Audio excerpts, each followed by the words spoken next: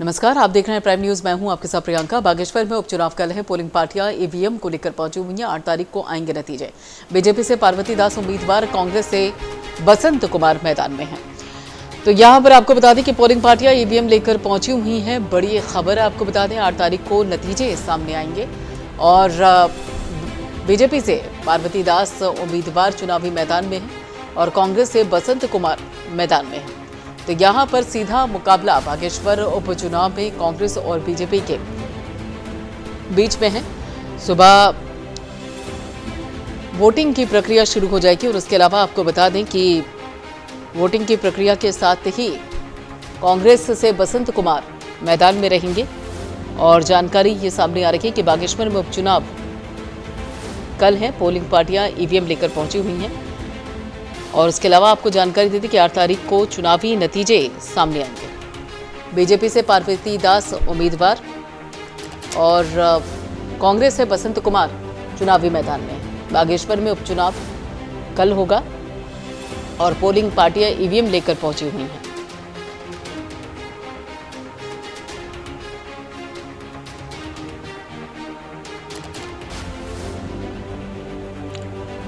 तो कांग्रेस से बसंत कुमार चुनावी मैदान में हैं और उसके साथ साथ बागेश्वर विधानसभा सीट पर उपचुनाव के लिए 5 सितंबर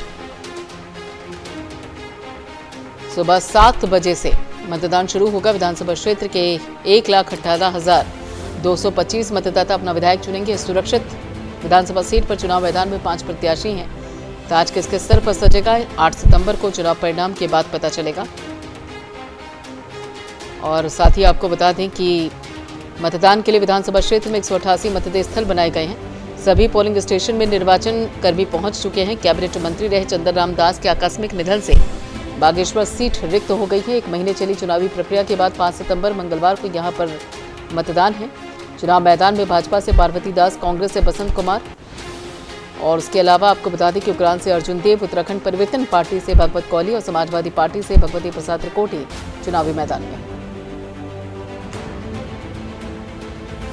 तो उपचुनाव में बसपा ने अपना प्रत्याशी नहीं उतारा, जबकि इस सीट के मुख्य चुनाव में बसपा मैदान में थी तब उक्रांद ने अपना प्रत्याशी नहीं उतारा था।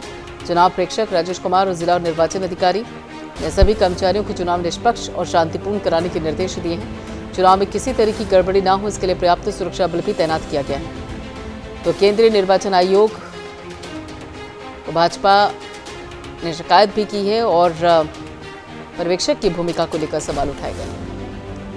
तो 8 तारीख को चुनावी नतीजे सामने आएंगे। बीजेपी से पार्वती दास उम्मीदवार हैं और कांग्रेस से बसंत कुमार चुनावी मैदान में हैं।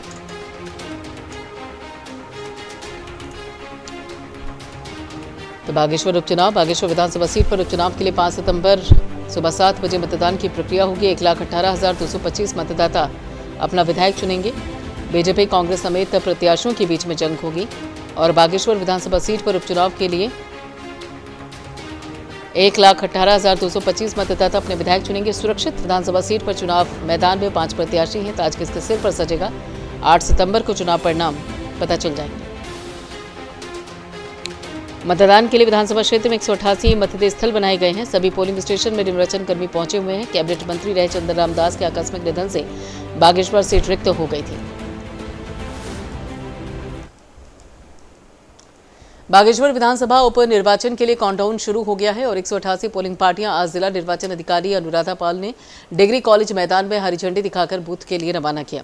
वहीं जिला निर्वाचन अधिकारी ने बताया कि शांतिपूर्ण सफल मतदान कराने के लिए निर्वाचन क्षेत्र को 3 जोन और 28 सेक्टर्स में बांटा गया है। इस दौरान सभी सेक्टर मजिस्ट्रेट अपने अपने मतदान पार्टियों के बूथ पर पहुंचने की सूचना जिला कंट्रोल रूम और आरओ को देंगे। वहीं पूरी निर्वाचन प्रक्रिया में टेक्नोलॉजी का इस्तेमाल करते हुए ईवीएम और मतदान कर्मियों के वाहनों में जीपीएस सिस्टम लगाया गया है। सभी पोलिंग पार्टी आज ही मूव कर रही है। 188 हमारे बूथ्स हैं, तो हमारी टोटल 188 पोलिंग पार्टीज मूव कर रही हैं।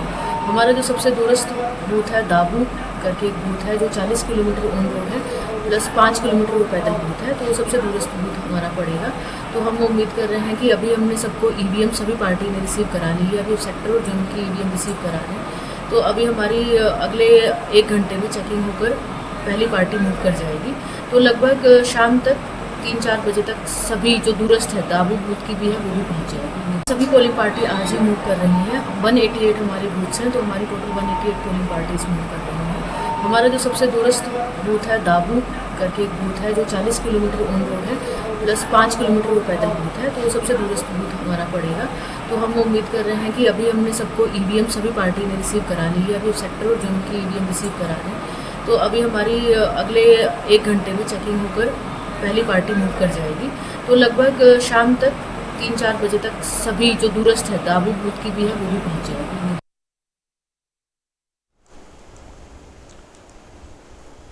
उधर खबर गदरपुर के डोंगपुरी गांव से है, जहां पर केंद्रीय रक्षा राज्य मंत्री देर शाम पहुंचे और ध्वजारोहण राष्ट्रगान के बाद पूर्व सैनिकों को सम्मानित किया।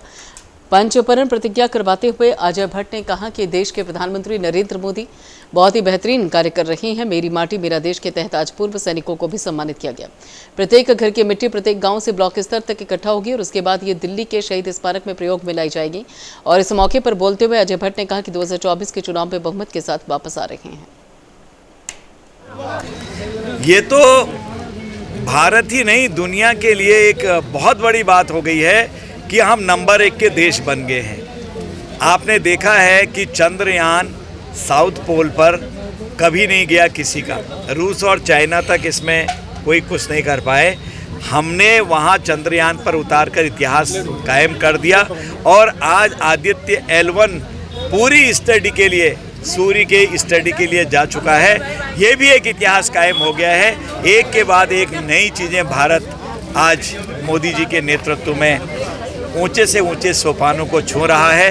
हम सब के लिए खुशी का विषय है, खुशी के दिन हैं, खुशी के साल और खुशी के महीने आ रहे हैं। सबको इस अभियान के लिए, चंद्रयान और आदित्य L1 के लिए खूब सारी बधाई। और अगली खबर रुड़की से है, जहां पर एक हफ्ते में किसानों ने दूसरी बार महापंचायत का आयोजन किया, जहां पर समाधान के नाम पर केवल आश्वासन के अलावा कुछ हासिल नहीं हुआ। वहीं हाल ही में किसान महापंचायत में किसान नेता राकेश टिकैत पहुंचे थे, जहां समस्याओं को दूर कराने के आश्वासन पर महापंचायत को समाप्त किया गया। लेकिन एक बार फिर से लगभग उन्हीं मांगों को लेकर किसानों ने महापंचायत का आयोजन करके शासन और प्रशासन को चेतावनी दी है।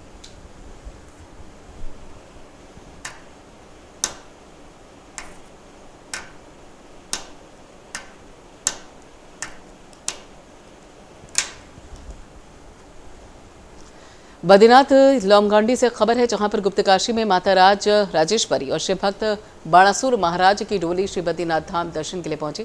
और श्री बद्रीनाथ केदारनाथ मंदिर समिति के मीडिया प्रभारी डॉक्टर हरीश गौड़ ने बताया कि देव डोलियों पर पुष्प वर्षा कर स्वागत किया गया है, जिसके बाद देव डोलियों मंदिर परिसर में दर्शन के लिए पहुंची। इस अवसर पर देव डोली यात्रा में आए अतिथियों को BKTC उपाध्यक्ष किशोर पवार ने अंग वस्त्र भगवान बद्री विशाल का प्रसाद भेंट कर स्वागत किया। देवडोली यात्रा के साथ श्री बद्रीनाथ केदारनाथ मंदिर समिति के सदस्य और लामगौंडी गांव के निवासी वरिष्ठ तीर्थ पुरोहित श्रीनिवास पास्ती भी लगातार भ्रमण पर हैं और आज वो श्री बद्रीनाथ धाम भी पहुंचे हैं। उन्होंने बताया कि 25 साल बाद इस देव यात्रा का आयोजन हो रहा है।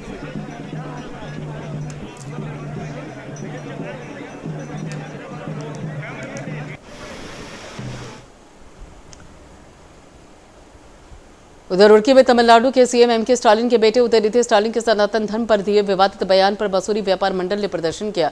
उदयनिधि स्टालिन के अमर्यादित बयान पर लोगों में भारी रोष देखा जा सकता है। में प्रदर्शन कर रहे लोगों ने कहा कि तमिलनाडु के मंत्री उदयनिधि स्टालिन ने सनातन धर्म पर जिस तरीके से आपत्तिजनक शब्दों का प्रयोग किया है, हम उसकी घोर निंदा करते हैं। उन्होंने कहा कि स्टालिन के माफी मांगने तक ये आंदोलन जारी रहेगा। तमिलनाडु के मंत्री DMK पार्टी के युवा सदस्य और युवा विकास मंत्री और जो कि वहाँ के खेल मंत्री भी हैं, उनके द्वारा एक बहुत ही अभद्र टिप्पणी सनातन धर्म को लेकर करी गई, जिस टिप्पणी में साफ कहा गया कि जो सनातन धर्म है वो कोरोना, मलेरिया, इस प्रकार की बीमारियों से उसकी तुलना करी। इन बीमारियों को जैसे समाप्त किया जाना चाहिए, उसी प्रकार से उन्होंने कहा कि सनातन धर्म को समाप्त करना चाहिए। उन्होंने सनातन धर्म को सिर्फ समाप्त करने की बात नहीं करी, बल्कि सनातन उन्मूलन सम्मेलन में एक जो बड़ा अधिवेशन हुआ था वहाँ पे उसमें प्रतिभाग करा। उसके बाद ये विभिन्न टिप्पणियां करी, जिसका हम घोर विरोध करते हैं, घोर निंदा करते हैं और ये भारत राष्ट्र में अस्वीकार है। भारत राष्ट्र एक समस्त धर्म प्रेमी राष्ट्र है, जिसमें समस्त धर्म के लोग, हिंदू, मुस्लिम, सिख, ईसाई बड़े प्यार से, प्रेम से रहते हैं और हमें प्रेम प्रभाव बना के रखना चाहते हैं। अगर सनातन को बंद करने की बात करें तो सनातन धर्म का अर्थ है सदा चलने वाला। और अगली खबर उधमसिंह नगर से है, जहां पर विदेश से आई फोन कॉल ने एक किशोरी की जान बचा ली है और इस मामले में पुलिस की कार्यवाही से वहीं क्षेत्र में ये मामला चर्चा का विषय बना हुआ है। आपको बता दें कि जनपद की रहने वाली युवती ने इंस्टाग्राम पर आत्महत्या करने से जुड़ी एक पोस्ट डाली थी, जिसके बाद इंस्टाग्राम में आई कॉल के बाद पुलिस से तत्काल हरकत में आई, किशोरी को रेस्क्यू कर उसकी काउंसलिंग की। मौके पर पहुंचकर पुलिस ने किशोरी की जान बचाई। वहीं पुलिस ने युवती के परिजनों को भी खबर दी है, जिससे जिले की पुलिस की अब तक तारीफ हो रही है।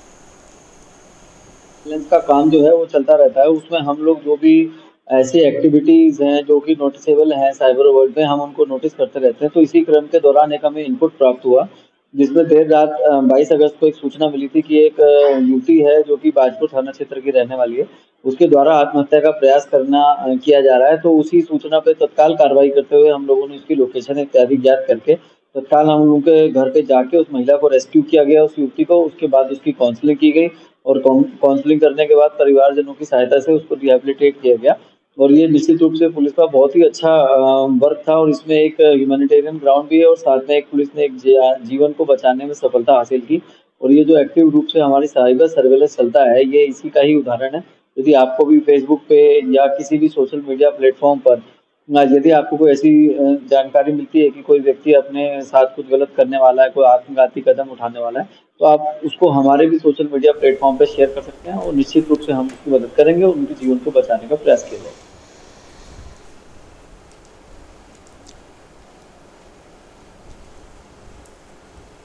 और अगली खबर पौड़ी से, जहां पर जिले में इस साल बरसात के कारण कई पुल धराशायी हो गए, कई पुल जर्जर हालत में हैं। लोक निर्माण विभाग अधीक्षण अभियंता ने जिले में 19 पुलों को असुरक्षित बताया। वहीं मौसम साफ रहते हुए अब कुछ धराशायी पुलों को दोबारा से बनाने में लोक निर्माण विभाग जुट गया है, जबकि कुछ पुल की मरम्मत करने के लिए निर्माण विभाग ने शासन से बजट के मांग को लेकर पुलों का प्रस्ताव शासन को भेजा।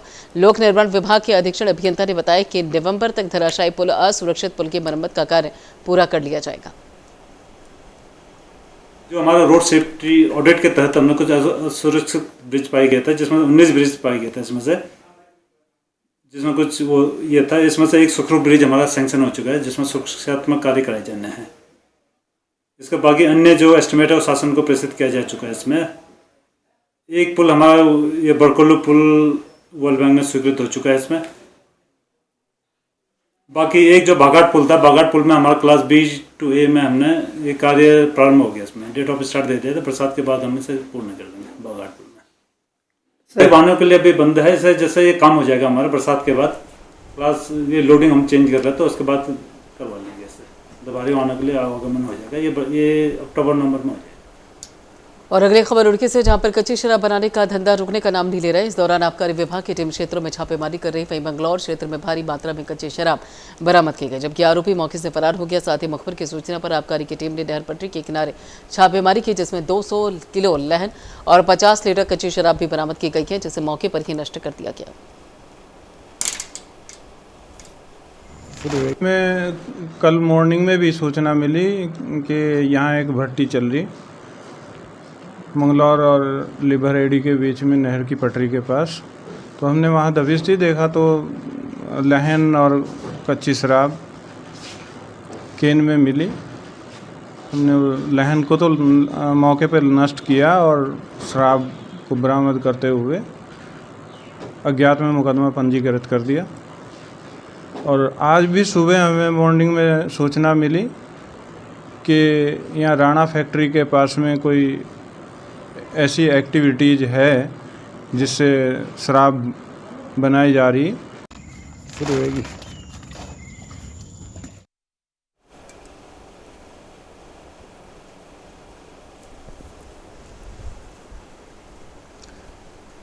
उधमसिंह नगर जनपद ATTF रुद्रपुर में नियुक्ति के दौरान अपने पद का दुरुपयोग करने और अवैध कार्यों में संलिप्त पाए जाने पर SSP मंजूनाथ TC ने मुख्य आरक्षी को तत्काल प्रभाव से निलंबित कर दिया, जिसकी जानकारी SP सिटी मनोज कात्याल ने दी है। बता दें कि मुख्य आरक्षी ने आपराधिक प्रवृत्ति के एक व्यक्ति को चोरी के एक मामले में गिरफ्तारी से बचाने के उद्देश्य से आरोपी को उसके प्रार्थना पत्र पर बैंक डेट से रिसीव कर अपने फर्जी हस्ताक्षर बनाए, अवैध और अनधिकृत रूप से थाना रुद्रपुर में मोहर का दुरुपयोग किया, जिस वजह से मुख्य आरक्षी को निलंबित कर दिया गया है।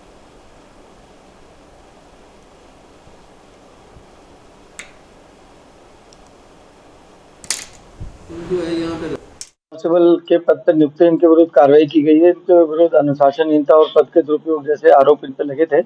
तो उन आरोपों की फिलहाल जांच की जा रही है और जब तक जांच होती है तब तक इनको निलंबित करने के आदेश माननीय एसएसपी महोदय द्वारा पारित किए गए।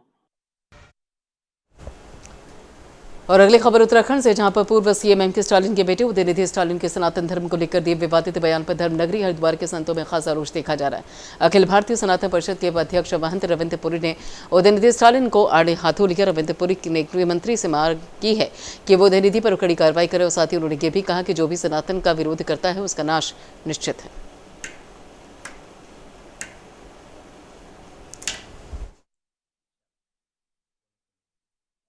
लोग ऐसे बयान देंगे तो तभी तो पॉपुलर हो जाएंगे।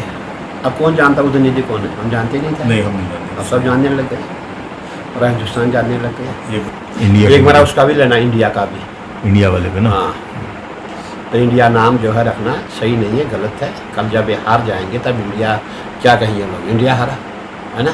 सही बात है। इसलिए इनको जो ये अलग करना है, इसको इससे अलग कर लेगा।